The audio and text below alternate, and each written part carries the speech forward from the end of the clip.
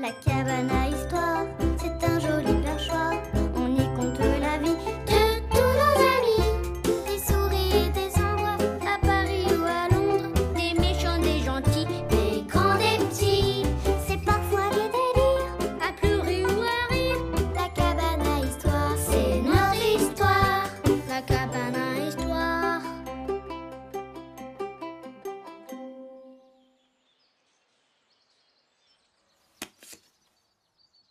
C'est bon. Vas-y, vas-y. Montre-leur comment c'est bien dessiné. Et c'est parti. La lune, un croissant de lune, un croissant. Oui. Soleil, frisbee, oh j'en sais rien, une assiette, une soucoupe volante, Plus que quelques secondes. une tranche de jambon. Mais non. Et c'est terminé. Mais c'était un sombrero. C'est quoi un sombrero? C'est un chapeau mexicain. Mais ça ressemble à tout, sauf à ça ton dessin. C'est vrai que c'est des cercles. Qui pourrait le deviner? Moi je sais. Petit mouton. Super idée, Lulu, j'adore cette histoire. Hey Thiago, Tu le connais, ce livre? c'est un livre pour apprendre à dessiner? Non, mais à voir les choses d'une manière, disons, un peu différente. Même pour ceux qui n'ont pas les yeux en face des trous. Surtout pour eux, oui. Dessine-moi un petit prince. Il va lui dessiner un petit prince. Vu du dessus? Dans la classe de petits moutons, il y a un petit mouton qui dessine trop bien. Waouh! Venez voir les gars! Petit mouton a dessiné le petit prince. Oh, trop fort! Waouh! Trop fort! Trop fort! Puis tout le monde est retourné à sa place.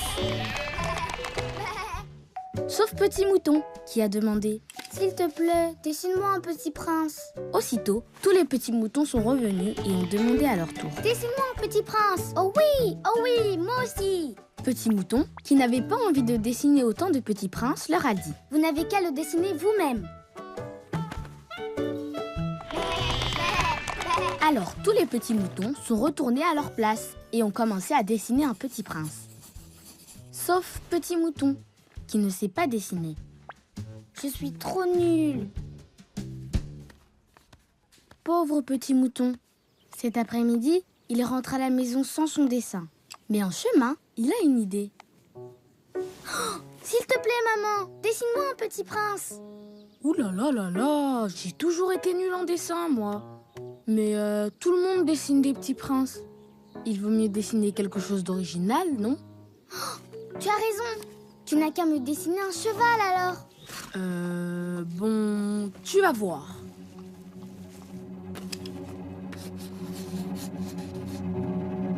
Et voilà. Voilà une qui est aussi dure que sur un dessin.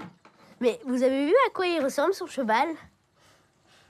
Mais regardez. C'est un cheval? Non, c'est le caillou au pied du cheval.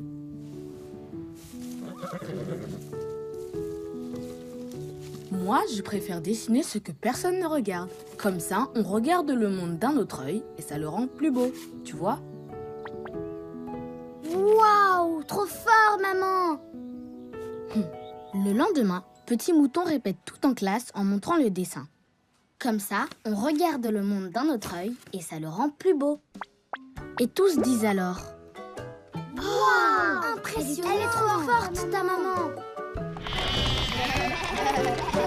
Alors, tous les petits moutons commencent à dessiner ce que personne ne regarde.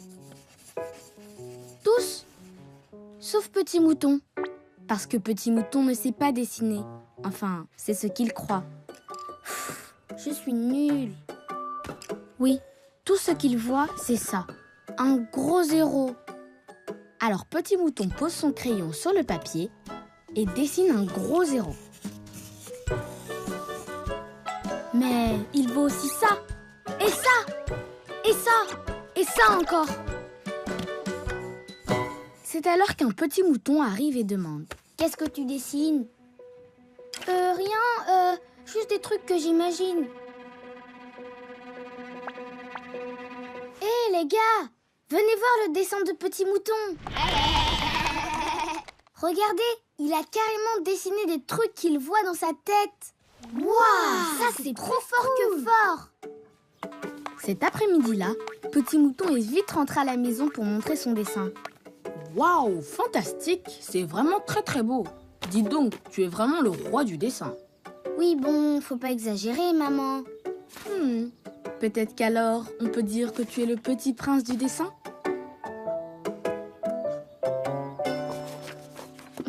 J'adore vraiment cette histoire. Parce que ça dit qu'on peut dessiner n'importe comment. T'as vraiment rien compris, hein? Mais si, je blaguais. Maintenant, quand je regarde ton dessin, je vois un chapeau ou un œuf au plat. Ah, mon talent a enfin été reconnu. Oui, madame la princesse du dessin. Et si nous aussi on dessinait ce que personne ne regarde? Ouais!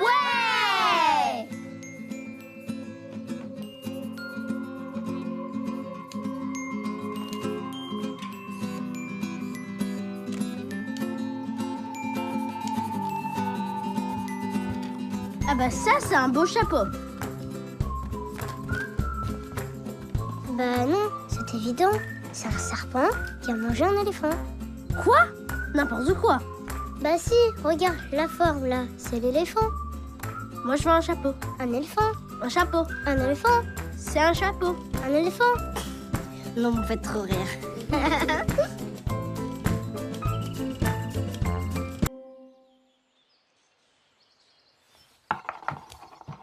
Vas-y, Cyclopetrus, achève-le. Vas-y, Taurantulus, à l'attaque. Ah, Thiago, tu viens jouer avec nous? On fait des duels de toupies. Ah, pas le temps. Justement, je suis venue prendre la mienne. Pour faire un vrai duel de grand avec mon copain.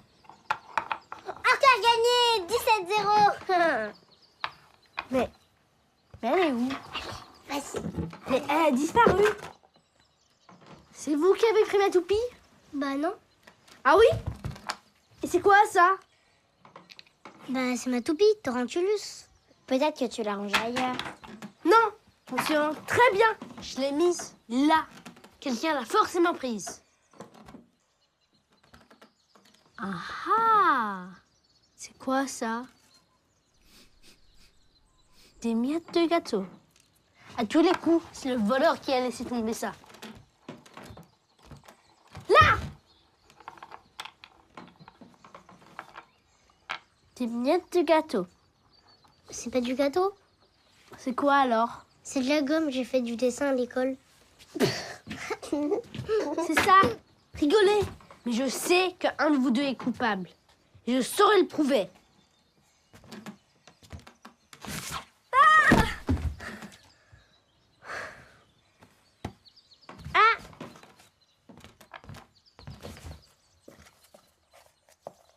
Le coupable. Justement. On le lit. Comme chaque matin, le bûcheron préparait ses affaires pour aller travailler dans la forêt. Tout en sifflotant, il mit son casse-croûte dans un grand sac et ouvrit son placard pour prendre sa grande hache. Mais curieusement, celle-ci n'était pas à sa place. Le bûcheron fouilla dans toute sa maison, sans mettre la main sur son instrument de travail. Hé! Bah, pourquoi vous me regardez comme ça? Bon, on en était où? Rien sous le lit, rien dans la cave, rien dans le grenier. Il sortit ensuite dans son jardin et en inspecta les moindres recoins. Rien. La hache était introuvable. Le pauvre bûcheron, bien embarrassé, décida de se rendre chez son voisin pour lui demander si par hasard il n'avait pas vu sa hache. Comme c'est étrange. Dit le bûcheron dans sa moustache. D'habitude, mon très gentil voisin est toujours debout à l'heure qu'il est. Tout cela est bien étrange. Il rumina un long moment. Mais qu'est-ce qu'il peut bien faire? Peut-être dort-il encore comme une bûche. C'est tout de même étrange. Une sombre pensée traversa soudain son esprit. Ah! Et si mon voisin avait volé ma hache? Le voisin est un voleur. Attends, tu vas voir. Caché derrière la palissade, le bûcheron commença à espionner son gentil voisin. Jade, montre-moi ce que tu as dans ta poche. Eh non, mais tu fais quoi? Berk! N'importe quoi. C'est mon mouchoir. Le bûcheron commença à espionner son gentil voisin. Celui-ci sortit enfin. Le bûcheron inspecta le bonhomme sous tous les angles et lui trouva un air louche. Il n'y a que le rôdeur qui enfile des pantoufles pour ne pas faire de bruit. Et cette chemise à carreaux, n'est-ce pas celle des hommes des bois?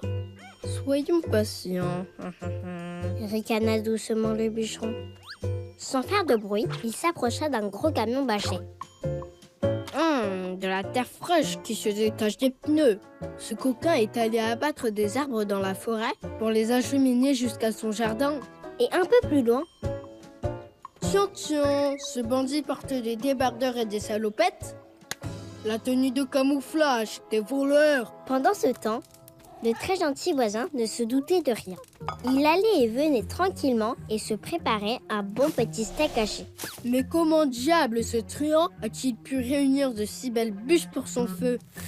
Cette démarche, cet art détaché, cet harnachement, il n'y a plus de doute. Le voleur de ma hache, à coup sûr, c'est le voisin. Le bûcheron bondit hors de sa cachette, le regard mauvais et les poings serrés. Dommage pour toi, voleur, brigand, chapardeur, puis démasqué, tu ne vas pas y couper. Mais à l'instant même où il achevait sa phrase, son pied heurta quelque chose. Sous les feuilles mortes, il reconnut sa hache. Sans un mot, le bûcheron s'essuya le front. Sa belle hache enfin retrouvée, il jeta un œil par-dessus la palissade et sourit en croisant le regard de son charmant voisin. Les deux hommes se saluèrent très poliment. Le bûcheron partit enfin dans la forêt, le cœur léger et la tête encore un peu dans les nuages. Et voilà.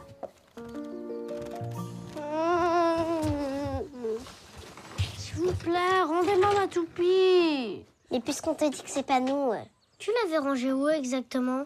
Là. Juste là. Sur l'étagère à côté du bocal de... Ah bah, vous allez rire. Elle était là en fait. Ouais. Je peux toujours jouer avec vous? Plus de super duel de rang. Oh, j'irai après. Je n'ai besoin que d'une seconde pour vous battre. 1, 2, 3, superpuissance! Perdu, Thiago. Bah alors, je croyais qu'en une seconde, t'allais nous battre. Je crois que c'est pas ma toupie en fait. Quelqu'un a dû la remplacer par une autre. Non, mais je vous jure,